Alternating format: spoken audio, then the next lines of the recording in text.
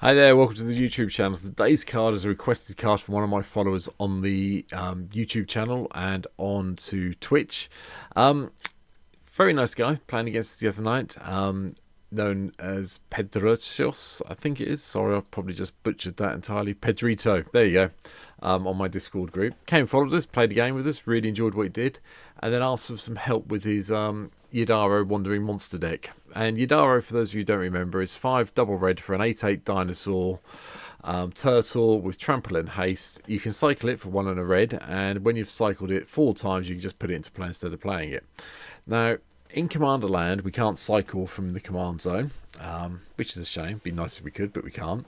So, a little bit more complicated to get Yidaro into play because we've got to get up to the 7 mana to play him. However, there are some synergies that go alongside it. We have got haste, so we have got that on our side. So, I've played around with it. I've made it as well as I can do at the moment. There's a couple of little things I'll talk about as we go through the deck, but Pedrito, this is for you, so I hope you enjoy this video, and here's the deck. So, as usual for me, start with the land. We've got all the cycling lands we think of, so Blasted Landscape, Desert of the Fervent, Forgotten Cave. Then we've got a whole load of mountains in the deck. Come on, there we go, mountains. Plus Reliquary Tower, Temple of the False Gold. We've got the 3 lands from Streets of New Capenna. Let's go and search a mountain out of our deck just so we can get a little bit of life gain. Spine Rock Knoll is here because we're playing a mono red deck, so we might as well have that in here. But the main thing we've got is Valakut, and Valakut is probably one of your backup win conditions for this deck. Not great because you can't do mass land into play because there's no scape shift because we're not in green, but you know, Valakut will lightning bolt things when we get to that point in the game, which we should be able to do. Mana ramp wise, we've got Soul Ring in the deck, Fire Diamond, Mind Stone, Thought Vessel, and Ruby Medallion. Didn't go too heavy on it, but you don't need that much because the amount of cycling that's still in the deck. Because one of the key things with this deck is we're still going to cycle. So the rest of the deck, from an online point of view, Wheel of Fate is also in. Yep, discard our hand, draw 7, like that plan, what everyone does it. Brand is here to gain control of all the permanents we own, if they've been stolen, but it's mainly here also for the cycling effect of 2, so bear that in mind. Faithless Looting, card draw, you know what this does at flashback. Flame Blitz is an interesting one. It's got cycling at 2, it comes from Modern, I think it's Modern Horizons 2, yeah. But there is an uptick in Planeswalker decks at the moment on MTGO, and having Flame Blitz in play, which deals 5 damage to each Planeswalker at the beginning of your end step, might help you control the board a little bit. But be warned, if you've got someone who's playing a Super Friends deck, you will become the target with this card in play. But hey, it's here, and it cycles for 2 again. Flame Blade Adept, it's got Menace, and it gets a little pump when we cycle and discard things. So, you know, if we've got this in play and we cast Faithless Looting, it's going to get +2, +0, and then anything else we cycle gives it a little bit more. Footfall Crater is also here. We want this because we want to try and give some of our creatures haste, but if we have to cycle it for 1, we have to cycle it for 1, just to dig down even further. Spark Spray just kills off an elf or a bird, or cycles. Vandal Blast is here to deal with all the artifacts that we usually have to deal with. Voldaren Epicure gives us a blood token, deals the damage to everybody, and it's just a nice turn 1 blocker from my point of view. Winds of Change, we shuffle our cards from their hand into our library, and then we draw that many cards. Again, it's an online card, maybe a little bit hard to pick up in real life. Elixir of Immortality, shuffle everything back in when we've cycled it so we can keep doing the process again and again and again. And the Expedition map here is purely here to go and get Valakut. Do not use this for anything unless you've got Valakut already and you want to go and get a mountain, that's fine. But you are using this card to go and get Valakut. Nothing else in my mind would work with this. Abrade gives us a bit of direct damage or something to deal with an artifact we don't like. Desperate Ritual helps us ramp because we have got to get to 7 to cast Yidaro, so there's 3 mana for 2. Red deck, Dockside's here, pick one up if you haven't got one, they're good. Dranoth Stinger is here because we are cycling a lot. We might as well have this here to ping each opponent as we go through it. Yes, it's a 2/2. Yes, it will die to virtually everything that gets cast, but you know, a few little points of cycling damage could help. And at the end of the day, if you can't see a point in playing it, then you've got an opportunity to cycle it and get something else that could be more useful, like Go for Blood. Gives you a nice way of fighting. Again, it's a cycle ability. Kedris, Emberclaw Familiar is also in. Whenever a commander you control deals combat damage to an opponent, it deals that much damage to each other opponent. Always nice to have Kedris kicking around, especially if you're hitting Yidaro in. Pyretic Ritual gives us more mana ramp. Raking Claws gives our creatures double strike or cycles. Shredding Sails, another way of destroying artifacts that annoy us, or taking out a flyer. I've seen a few Angel 4/4 tokens appear recently, so will probably be useful from that point of view. Tormenting Voice I put in. You can put any of the 1 and red cards in that you discard 1 and draw 2, so that's fine. And Fluctuator. Fluctuator is here in this deck. If we're going to be cycling things, we might as well make it as cheap as possible, and this basically reduces the cost of most of our cycling down to 0. So keep it going. I mentioned Ruby Medallion I think earlier on, but that's here as well to drop the cost of our red spells. Jessica Thrice Reborn is also here. Enters the battlefield with a loyalty counter for each time you've casted from the command zone this game. Not going to be happening that often. I actually don't know why this is in here now, so I'm actually going to take it out because I think I've boo-booed here. Hold on a second. Yeah, I've just put another land in. Anyway, yeah, that was my mistake. That shouldn't have been there because I put in Jessica's Will and I got confused. I obviously double clicks on both of them. But anyway, Jessica's Will's here, as you would expect, for the 3 top cards and then a mana from each card in someone's hand if you haven't got your commander in play. Seething Song, 3 mana turns into 5 mana. Urabrask's Forge. You're probably wondering why this is here. I just have a sweet soft spot for this at the moment. You get a little 1/1, then you get 2/1, then you get 3/1, then you get 4/1, 5/1, so on and so forth. Gets that damage going. Just hopefully you haven't got all your opponents don't have creatures with first strike. Otherwise, a bit more of an issue.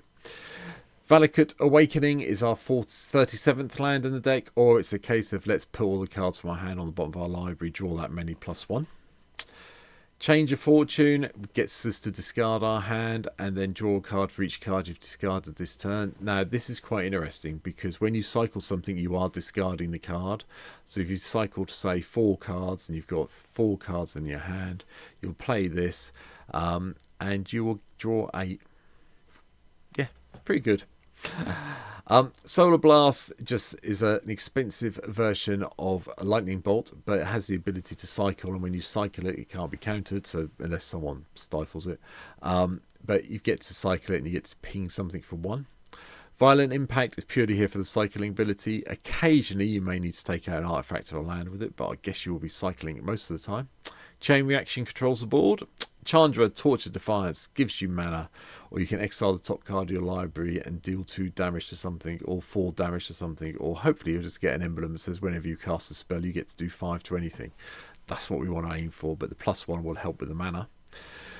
Geological Appraiser I've put in because I just like discovering, and if we can discover something that's 3 or less, mana value 3 or less, that's great for this deck. I'm quite happy with that. All the stuff we've already talked about from Jessica's Will back can be coming off the play of the Geological Appraiser, so it's all good.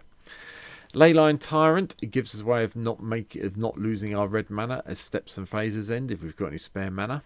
So that's quite nice. And it's a 4/4 dragon in the air that you can pump red into when it dies to deal that much damage to someone else or target.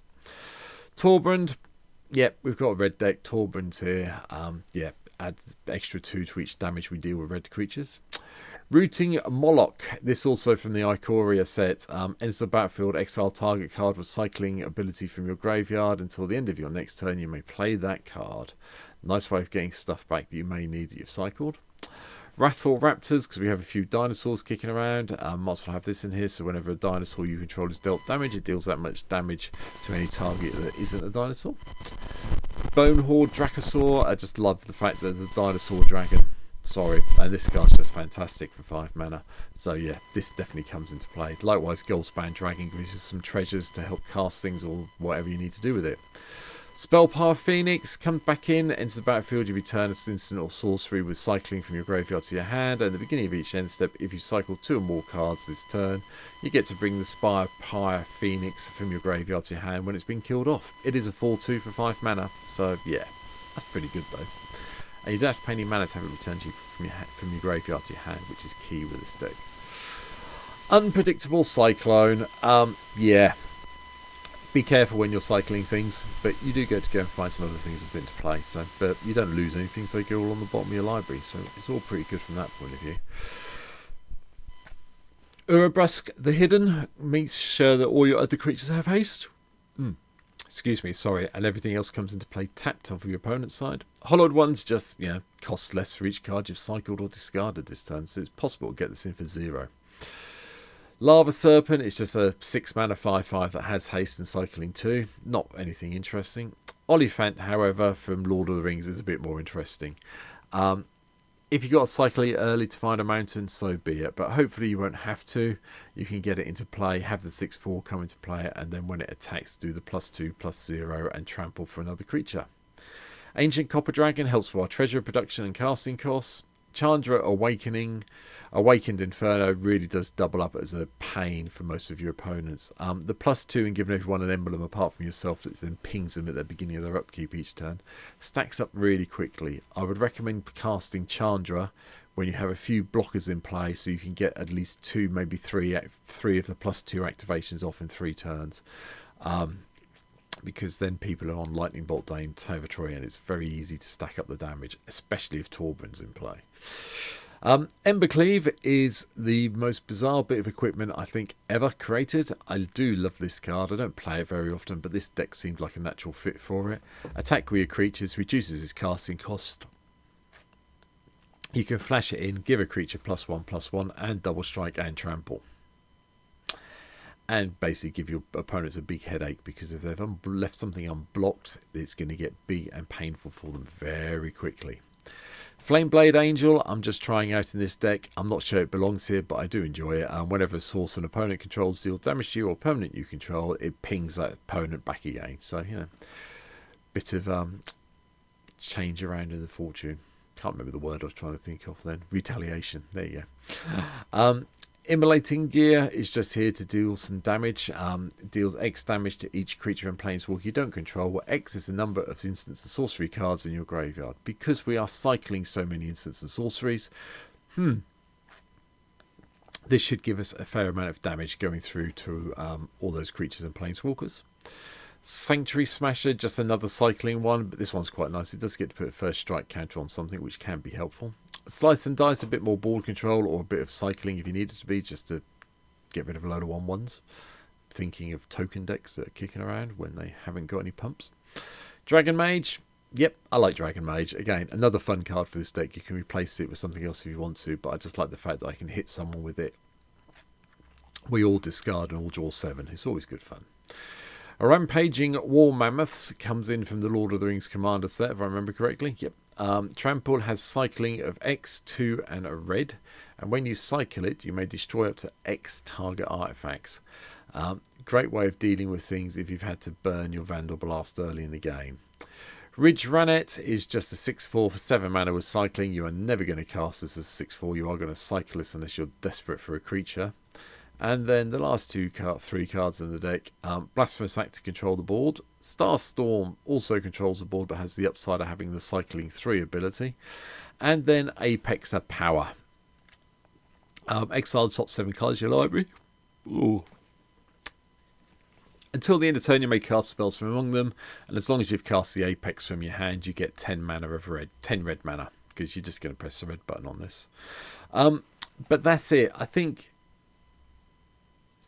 Yidaro is an interesting commander to have. I'm not 100% sure how good he really should be. I can think of better mono red commanders, but if you like dinosaur turtles and you like a little bit of cycling and digging through your library quickly, yeah, good place to be. You might as well do this as anything else. So that's it for this week's deck text. I hope you've enjoyed today. I'll be back early next week with something new, although Monday will be a stream replay because I'm running out a little bit of time, so there'll be a stream replay from earlier this week. So take care, hope you've enjoyed this, and I'll see you all soon. Bye.